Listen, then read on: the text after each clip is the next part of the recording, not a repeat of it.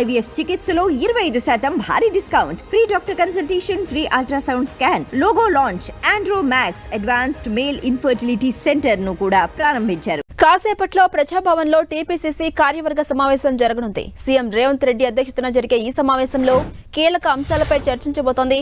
ప్రభుత్వ నిర్ణయాలు, పార్టీ కార్యక్రమాలపైనే ఈ సమావేశంలో ప్రధానంగా చర్చించబోతున్నారు.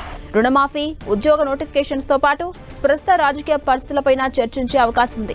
వీటిపై పార్టీ నేతల అభిప్రాయాలు సేకరించబోతున్నారు. పార్టీ కార్యక్రమాలను ప్రజల్లోకి ఎలా తీసుకెళ్లాలన్న దానిపై సీఎం రేవంత్ దిశానిర్దేశం చేయబోతున్నారు. అలాగే రానున్న స్థానిక సంస్థల ఎన్నికలపైన చర్చించబోతున్నారు. పార్లమెంటు ఎన్నికలపైన చర్చించే అవకాశం ఉన్నట్టు తెలుస్తోంది. నామినేటెడ్ పోస్టులు, కార్పొరేషన్ చైర్మన్ల భర్తీ అంశంపైన చర్చించే ఛాన్స్ ఉంది. పార్టీని, ప్రభుత్వాన్ని సమన్వయంతో ముందుకు తీసుకెళ్లేలా కసరత్తు చేయబోతున్నారు. ఇక మరోవైపు రేపటి నుంచి రుణమాఫీ ప్రక్రియను ప్రారంభించబోతోంది కాంగ్రెస్ ప్రభుత్వం. దీంతో అన్ని జిల్లాల్లో సెలబ్రేషన్స్ పై తగిన సూచనలు చేయబోతున్నారు సీఎం రేవంత్ రెడ్డి.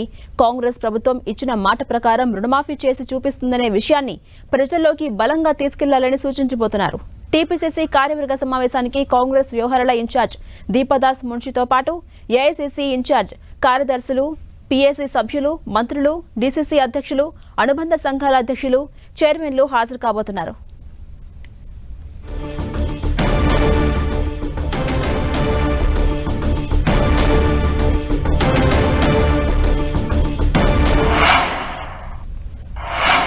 ఇక దీనికి సంబంధించి మరిన్ని అప్డేట్స్ మా ప్రతినిధి ప్రతాప్ అందిస్తారు. ప్రతాప్, మరి కాసేపట్లో ప్రజాభవన్ లో సీఎం రేవంత్ రెడ్డి అధ్యక్షతన టీపీసీసీ కార్యవర్గ సమావేశం జరగబోతోంది.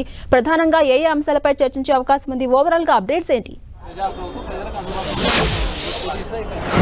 నేను ప్రజెంట్ ప్రజాభవన్ వద్ద ఉన్నాను. ప్రజాభవన్ కు వరుసగా కాంగ్రెస్ నేతలంతా కూడా చేరుకుంటున్నారు. ఒక్కొక్కరుగా అందరూ అయితే చూడొచ్చు. కాంగ్రెస్ పార్టీ అధికారంలోకి వచ్చినాక మొట్టమొదటిసారిగా పీసీసీ మొత్తం కార్యవర్గ సమావేశం మొట్టమొదటిసారిగా నిర్వహిస్తున్నారని చెప్పుకోవచ్చు. అది గాంధీ భవన్ గా ఇప్పటివరకు కూడా పొలిటికల్ అఫైర్స్ కమిటీ కానీ పొలిటికల్ ఎగ్జిక్యూటివ్ కమిటీలు ఇప్పటివరకు నిర్వహించినప్పటికీ కూడా కార్యవర్గ సమావేశాన్ని మాత్రం మొట్టమొదటిసారిగా నిర్వహిస్తున్నారు. ఈ కార్యవర్గ సమావేశంలో పార్టీ ముఖ్యంగా రేపటి నుంచి రుణమాఫీని అమలు చేయబోతుంది కాబట్టి రుణమాఫీ అమలు చేస్తున్న నేపథ్యంలో మొత్తం దీనికి సంబంధించి కూడా ఎన్నికల సందర్భంగా హామీ ఏదైతే కాంగ్రెస్ పార్టీ ఇచ్చిందో 2 లక్షల వరకు రుణమాఫీని దాన్ని తూచా తప్పకుండా అమలు చేస్తున్నాం కాబట్టి దీన్ని ఖచ్చితంగా జనంలోకి విస్తృతంగా తీసుకెళ్లాలని కూడా ఆలోచనతోటి ప్రభుత్వం ఉంది. అందులో భాగంగానే మొత్తం కార్యవర్గాన్ని అంతా కూడా రప్పించడం జరిగింది. దాదాపు మొత్తం 300 మంది మొత్తం పార్టీకి సంబంధించిన కార్యవర్గ సభ్యులంతా కూడా ప్రజాభవన్ కు చేరుకుంటున్నారు. దీనికి సంబంధించి కూడా విప్ బిర్లా ఇలే ఉన్నారు. విప్ తో మనం మాట్లాడడం. సార్ చెప్పండి, ప్రధానమైన ఎజెండా ఏ అంశాలు పెట్టారు?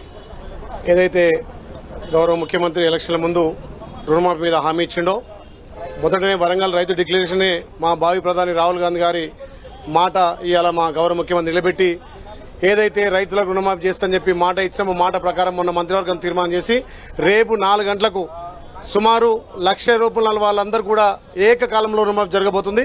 దాని మీద మా పీసీసీ కార్యవర్గం మొత్తం కూడా గౌరవ ముఖ్యమంత్రి రేవంత్ రెడ్డి నాయకత్వాన దిశానిర్దేశం చేయడానికి. మీరు రుణమాఫీ చేస్తామంటున్నారు కానీ ప్రతిపక్షాలు మాత్రం కండిషన్స్ పెడుతున్నారు, రేషన్ కార్డు ప్రామాణికంగా పెడుతున్నారు, దీనివల్ల రైతులకు నష్టం జరుగుతుందని చెప్పి ప్రభుత్వానికి వస్తున్న ఆదరణ చూసి ఓర్వలేక ప్రతిపక్షాలకు ఎక్కడ కూడా సోయి సొంపు లేకుండా ఏదో ఒకటి ఎత్తుకోవాలి కదా, గలమెత్తుకోవాలి. మా గౌరవ ముఖ్యమంత్రి ఒకటి చెప్పి రేషన్ కార్డు కుటుంబ ప్రాణంకే తప్ప రేషన్ కార్డు అనేది రుణమాఫీకి కొనబద్దక కాదు. ఖచ్చితంగా అర్హులందరికీ కూడా 1,00,000 రూపాయల వరకు రేపు సాయంత్రం 4 గంటలకే వాళ్ళ అకౌంట్ అయిపోతుండు.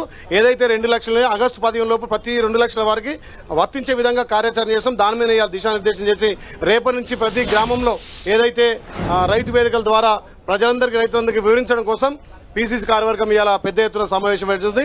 అన్న మాట నిలబెట్టుకున్నటువంటి గౌరవ ముఖ్యమంత్రికి తెలంగాణ రైతుల పట్ల ప్రత్యేకంగా ధన్యవాదాలు చెప్తున్నాం. ఓన్లీ రుణమాఫీ అంశం ఒకటే ఎజెండా ఉంటుందా లేదా స్థానిక సంస్థలకు సంబంధించి కూడా ఏమైనా చర్చించే అవకాశం ఉంటుంది? రుణమాఫీ తోటి రైతులకు సంబంధించి ఫస్ట్ తెలంగాణలో ముందుగా ఎజెండా తీసుకున్నాం కాబట్టి రైతు భరోసా ఏ విధంగా ఉండాలి, అది రైతు భరోసా కూడా రైతులకు ఏ రకంగా రైతులతో అభిప్రాయ సేకరణ తీసి రైతు భరోసా కోసం కూడా తీసుకుంటాం. అదేవిధంగా రేపు వారం 10 రోజుల్లో ప్రతి నియోజకవర్గానికి 3,500 ఇంధనం ఇళ్లు కూడా కార్యాచరణ చేస్తున్నాం. ఏదైతే తల్లి సోనియా ఇచ్చినటువంటి అభయస్థ 6 గ్యారెంటీలను ఒక్కొక్కటిగా ఇంప్లిమెంట్ చేసి మొదటగా రైతును రాజ్యం కోసం ప్రతి ఉన్నటువంటి అప్పును పూర్తిగా తీర్చే బాధ్యత ప్రభుత్వం తీసుకుంది. కాబట్టి రేపు 4 గంటలకు ప్రతి రైతు వేదికలో సుమారు 1000 మందితోటి రైతు వేదిక ద్వారా రేపు 4 గంటలకు గౌరవ ముఖ్యమంత్రి 1,00,000 రూపాయల అందరూ కూడా రేపు రుణమాఫీ చేయబోతున్నాడు. ఇది మొత్తం మీద ప్రధాన ఎజెండా రుణమాఫీ పైన ఎక్కువగా పెట్టుకున్నారు కాబట్టి ఖచ్చితంగా ఈ రుణమాఫీ అంశాన్ని ప్రధానంగా ఎజెండా పెట్టుకుని దీన్ని ఖచ్చితంగా జనంలోకి తీసుకెళ్లాలి. 2 లక్షల వరకు రుణమాఫీ చేస్తుంది కాబట్టి దీన్ని విస్తృతంగా జనంలోకి తీసుకెళ్లి ప్రభుత్వానికి ఆదరణ పెంచేలాగా చూడాలనే దిశానిర్దేశం చేయనున్నారు. Right, thank you Pratap.